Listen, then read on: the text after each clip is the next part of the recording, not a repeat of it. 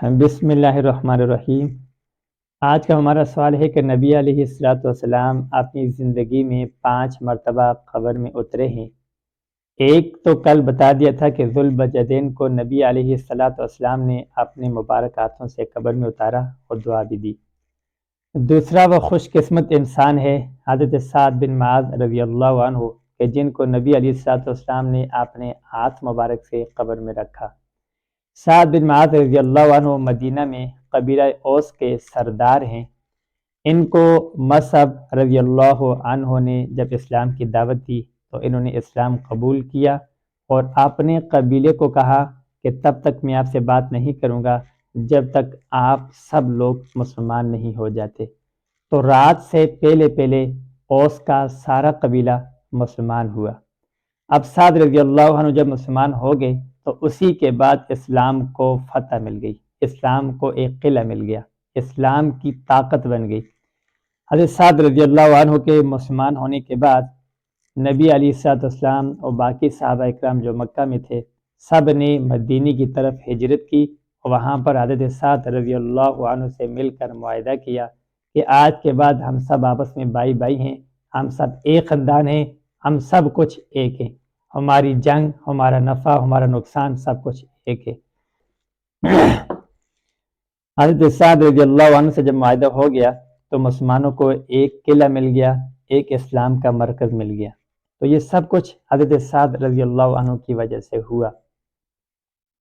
ایک مرتبہ حضرت سعد رضی اللہ عنہ عمرے کی غرض سے ہم مکہ میں آئے تو وہاں پر امیہ کے پاس ٹھہرتے، کیونکہ امیہ ان کا دوست تھا، اور امیہ جب مکہ مدینہ میں جاتے تو حضرت سعد کے پاس ٹھہرتے۔ تو سعد رضی اللہ عنہ نے امیہ سے کہا کہ جب ظہر کے وقت بیت اللہ خالی ہو جائے، جب لوگ نہ ہوں تو تب مجھے بتانا تاکہ میں عمرہ کر لوں۔ تو امیہ نے جب بتایا، امیہ ساتھ ان کو لے کر جب بیت اللہ کی طرف گئے تو راستے میں ابو جہل سے ملاقات ہوئی۔ تو ابو جہل نے کہا کہ امیہ کو کہا کہ آپ بے دین لوگوں کو اپنے پاس پناہ دیتے ہو اور یہاں پہ عمرے کرواتے ہو، اگر آپ کی پناہ نہ ہوتی تو سعد کو میں ایسے واپس نہ جانے دیتا، یہ امن کے ساتھ اپنے شہر کو واپس نہ لوٹتا۔ تو سعد نے ابو جہل سے کہا کہ ابو جہل آپ کیا کر سکتے ہو، آپ نے جو کرنا ہے کرو، اگر آپ جو کچھ بھی کرو گے تو مدینے کے راستے میں آپ کے روک دوں گا۔ تو امیہ نے سعد سے کہا کہ سعد آواز ہلکی کرو، ابو جہل یہاں کا سردار ہے۔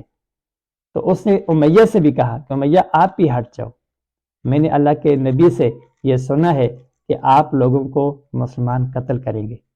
تو ان لوگوں نے پوچھا ہم کو کہاں پہ قتل کریں گے، مکہ میں آ کے قتل کریں گے یا مکہ سے باہر کسی جگہ میں قتل کریں گے؟ حضرت سعد نے فرمایا اس بات کا مجھے علم نہیں ہے۔ تو جب بدر کی جنگ ہوئی تو اس کے لیے اللہ کے نبی نے مشورہ لیا، تو سارے صحابہ نے اپنی اپنی جذبات کا اظہار کیا، حضرت سعد خاموش بیٹھے تھے۔ تو اللہ کے نبی نے 3 سے 4 بار یہ اعلان کیا کہ آپ لوگوں کا کیا مشورہ ہے۔ تو حضرت سعد رضی اللہ عنہ کھڑے ہوئے اور اٹھ کے فرمایا، اے اللہ کے نبی، مجھے لگتا یہ ہے کہ آپ ہم سے پوچھنا چاہ رہے ہیں، کیونکہ ہم نے آپ سے جو معاہدہ کیا تھا کہ ہمارے اور آپ کے دشمن ایک ہوں گے، ہم ایک ساتھ جنگ لڑیں گے، وہ مدینے کے اندر کی بات تھی، لیکن آج مدینے سے باہر کی بات ہے کہ باہر دشمن سے لڑنا ہے۔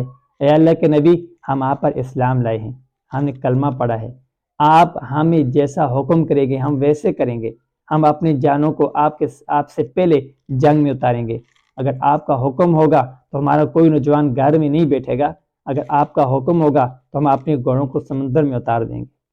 یہ سعد کی تقریر نبی علیہ الصلوۃ والسلام نے سنی اور بہت خوش ہوئے، اور اوس کا جو جھنڈا تھا وہ حضرت سعد کو تھما دیا۔ اس کے بعد جنگ بدر میں شریک ہوئے، اور جو صحابہ جنگ بدر میں شریک ہوئے تو اللہ تبارک و تعالیٰ نے فرما دیا کہ ان کے اگلے اور پچھلے سارے گناہ معاف فرما دیے۔ حضرت سعد کو وہ خوش نصیبی بھی حاصل ہے بدر والی۔ حضرت سعد رضی اللہ عنہ جنگ احد میں نبی علیہ الصلوۃ والسلام کے ساتھ پہاڑ کی طرح استقامت کے ساتھ کھڑے رہے اور لڑتے رہے، کافروں کا کم کرتے رہے، اور جنگ احد کے اندر ہی ان کا بھائی بھی شہید ہوا۔ جنگ خندق بھی انہوں نے لڑی، اور خبان ایک کافر تھا جنہوں نے تیر مارا اور حضرت سعد کے ہاتھ میں لگا وہی زخم ہوا جس کی وجہ سے یہ شہید بھی ہوئے۔ جب یہ زخمی ہو گئے تو اللہ کے نبی نے ان کا خیمہ مسجد نبی کے ساتھ لگایا اور روزانہ ان کی خبرگیری کرتے اور ان کا حال پوچھتے۔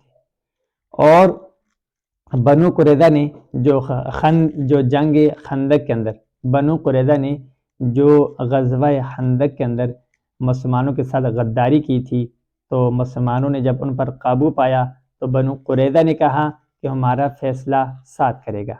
بنو قریظہ نے یہ سمجھا کہ ہمارے جو تعلقات ہیں اوس کے ساتھ وہ بڑے اچھے تعلقات ہیں، تو سعد ہمارے بارے میں بڑا اچھا فیصلہ کرے گا۔ تو سعد نے کہا کہ بنو قریظہ نے ہمارے نبی کے ساتھ غداری کی ہے، ہمارے خاندان کے اگرچہ تعلقات اچھے ہوں یا برے ہوں ان سے ہمیں کوئی لینے دینے نہیں، ہمارے نبی کے ساتھ بنو قریظہ نے غداری کی ہے، اس لیے ان کے نوجوانوں کو، جنگجو لوگوں کو قتل کر دیا جائے، بچوں اور عورتوں کو غلام بنا دیا جائے اور ان کے مال کو مال غنیمت بنا لیا جائے۔ یہ فیصلہ سن کر اللہ کے نبی نے فرمایا آپ نے آسمان والا فیصلہ فرمایا۔ اور اسی کے بعد حضرت سعد رضی اللہ عنہ کی وفات ہوئی۔ اللہ کے نبی فرماتے ہیں کہ سعد کے جنازے میں 70,000 سے زیادہ فرشتوں نے شرکت کی۔ جس کمرے میں حضرت سعد رضی اللہ عنہ کا جسم مبارک رکھا ہوا تھا، نبی علیہ الصلوۃ والسلام جب کمرے میں آتے ہیں تو اتنے فرشتے ہوتے ہیں کہ نبی علیہ الصلوۃ والسلام کی جگہ بھی نہیں ہوتی، اور ایک فرشتہ اپنا پر اٹھاتا ہے اور اللہ کے نبی حضرت سعد کے پاس آتے ہیں، اور مشرکین اور منافقین لوگ حضرت سعد کے جنازے کے ساتھ مذاق کر رہے تھے کہ اتنا ہلکا ہے کہ جیسے بچے کا کوئی جنازہ کوئی لے کے جا رہا ہے۔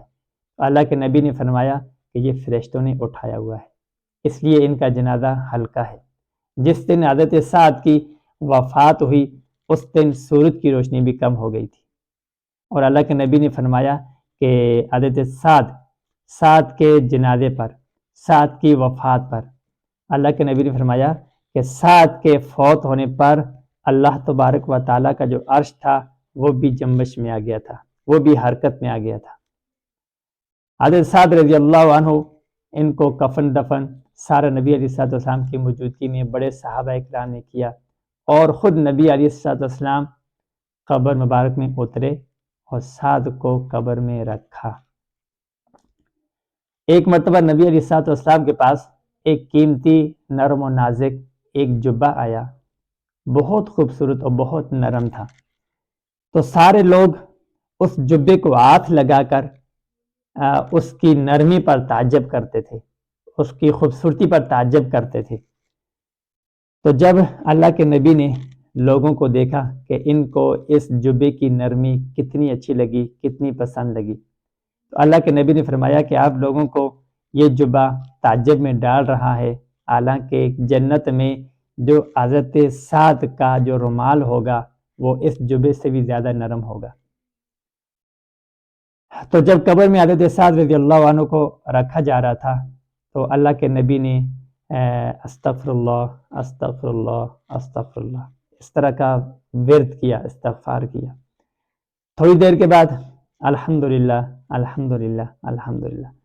صحابہ کرام نے پوچھا اللہ کے نبی ہم پہلی مرتبہ کو دیکھ رہے ہیں کہ قبر مبارک میں حضرت سعد کو جب آپ رکھتے ہیں تو استغفار کرتے ہیں پھر الحمدللہ پڑھتے ہیں۔ تو اللہ کے نبی نے فرمایا کہ قبر نے حضرت سعد کو دبایا تھا، اگر قبر نے معاف کرنا ہوتا تو سعد کو معاف کر دیتی۔ یعنی سعد اتنا قیمتی انسان ہے کہ جس کے جنازے میں فرشتوں نے شرکت کی، جس کے جنازے پر یا جس کی موت پر اللہ کا عرش بھی جنبش میں آ گیا۔ اگر معاف کرنا ہوتا، اگر قبر نے اپنا حساب چھوڑنا ہوتا تو سعد کو چھوڑ دیتی، لیکن قبر اپنا حساب نہیں چھوڑتی۔